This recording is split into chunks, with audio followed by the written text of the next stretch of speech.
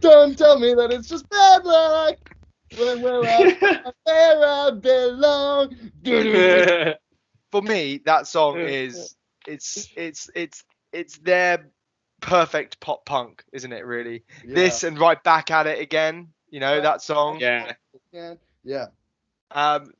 Those sort of tracks are amazing, and the same with Right Where You Want Me to Be as well. That's an amazing track. But that's off the Killer of the B-sides, right?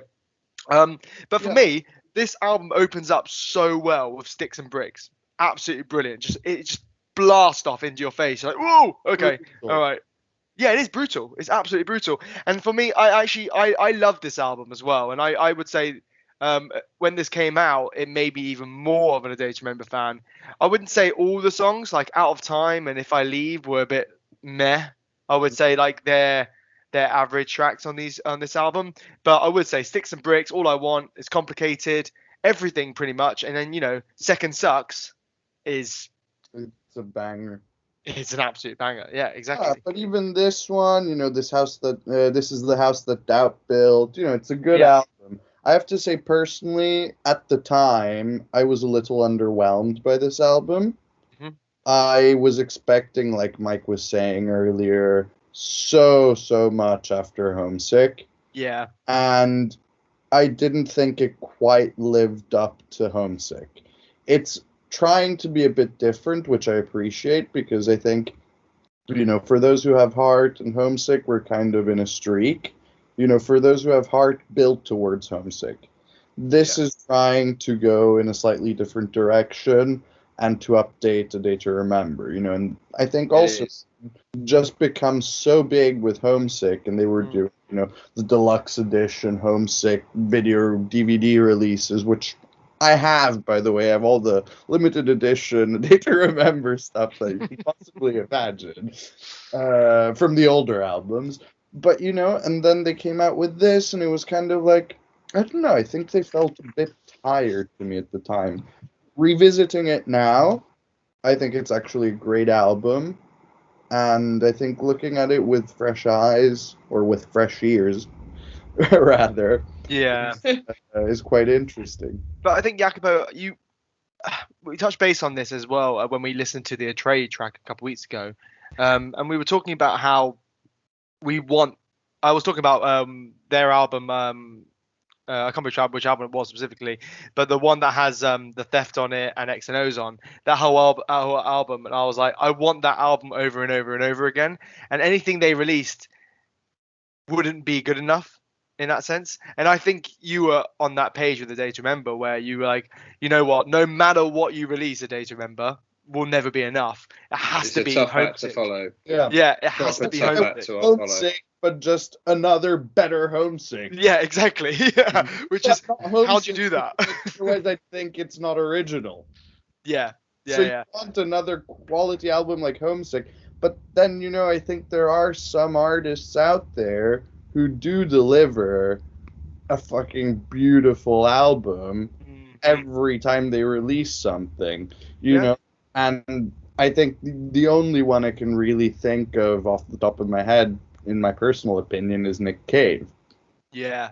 Because if you listen to the stuff he did with the Bad Seeds, if you listen to the stuff he did with Grinder Man, and if you listen to the stuff he's releasing now, it's all very, very, very different, but it's always at such a high quality, whatever he does. And, I think no one really is at his level nowadays. I mean, this is a slight digression, guys. I'm sorry. But, yeah, I absolutely adore him. So that's something that I will keep going back to.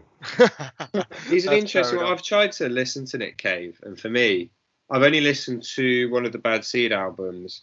And for me, I couldn't get into it. Like, it just felt like he was talking. But I suppose that is Nick Cave a little bit. But he's just like, speaks. It's more spoken word with music behind it, right? Yeah, it's not really. I mean, Nick Cave to me is not necessarily a great singer, and I don't think he pretends to be either. But it's just the writing. I think Nick Cave is more of a poet than he is necessarily a musician. But that would make sense. To certain albums, like I don't know, Push the Sky Away, which is a little more recent. And for example, the Higgs Boson Blues, which is a very long song, but again, you have to like that stuff. You know, I'm into 50-minute The Doors songs. I don't know about you. You know, I may not listen to them all the time, but I listen to Godspeed You Black Emperor. You know, I listen to bands like that as well. And, or, you know, in the more sort of emo scene world, there are bands like A Lot Like Birds, which then have an intermezzo with a 5-minute Alan Watts, you know, the philosopher Alan Watts, for just talking about dreams with kind of like weird ambient music at the back. And I find that to be absolutely brilliant, but it's not for everyone, of course. You know, I know my example is really into short songs because they're quick to the point and have the punch, you know? Whereas I enjoy both things. You know, I can sit there and really get into a long, drawn-out kind of meditative song. Yeah. I mean, totally agree. I mean, one of the songs that I love is by the Decemberists, who are a completely different band. They're like an indie band from America. One of my favourite songs by them is 16 minutes long. Like, it's interesting because but it doesn't feel like, it feels like 3 songs in one. It's The Crane Wife. It's amazing. But anyway, moving on. Yeah, I want to talk about actually the next album, Common Courtesy, which is, for me, after What Separates From Me to You, that album is where they really, I think, reached their peak in like popularity. Yeah, popularity in that sense.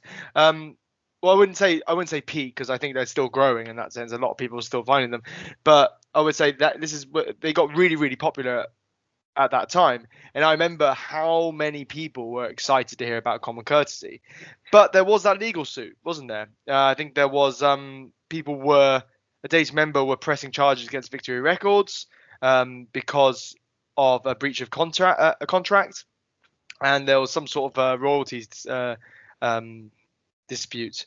But yeah, no, basically, I think they ended up releasing this track, I think, this album off their own back, and it wasn't actually through the record label at that time. And I think they released it off their back, and I think it was recorded actually in Jeremy's home studio itself, which is quite interesting. But for me, Common Courtesy, I don't know. I mean, probably the best track off that album for me was Right Back at It Again, and that's the one we're going to be highlighting, really. So yeah, take a listen,